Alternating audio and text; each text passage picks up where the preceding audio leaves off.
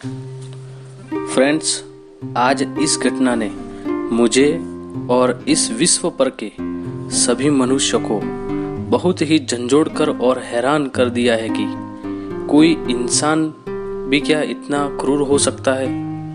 केरल में एक गर्भवती हथनी को पटाखों से भरा अनानास खिलाकर मार दिया गया और जो लोगों ने ये क्रूरता की है वो इंसान तो नहीं हो सकते। इंसान की भेष में छिपे हुए भेड़िए हैं जो ऐसी क्रूरता को अंजाम दे रहे हैं। इंसानों की क्रूरता को बयां करती है ये ऐसी घटनाएं। प्रकृति एक के बाद एक सुधरने का मौका दे रही है, लेकिन इन लोगों में जरा भी इंसानियत नहीं बची है। अब ये इंसान जानवर कहलाने के लायक भी नहीं बचा है। और ये घटना में एक हथनी की हत्या नहीं हुई है, बल्कि एक बेजुबान माँ के साथ इंसानियत को भी दफन कर दिया गया है।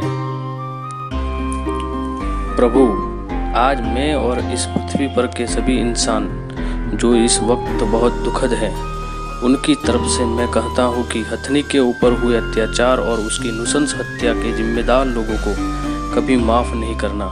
और याद रखना, सुंदरकांड में लिखा है कि करी जतन बट कोटिन्ह बिकट तन नगर चहु दिशि रच्छहि, कहू महसी मानु सुधेनु रख अज खलर निचार बच्चहि। एही लागी तुलसीदास इन्ह की कथा कुछ एक ही कही, रघुबीर सर तीरथ सिर न रही त्याग गति पय है ही सही। भयंकर शरीर वाले करोड़ों योद्धा प्रयत्न करेंगे, नगर की चारों दिशाओं में रखवाली करते हैं।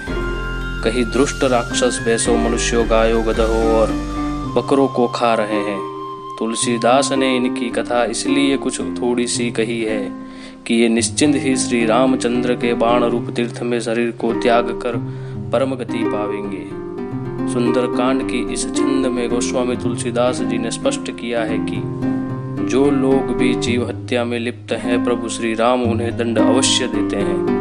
वक्त बहुत बलवान है और अगर तुलसीदास जी के माने तो प्रकृति अपने जीवों पर अत्याचार का बदला अवश्य लेगी।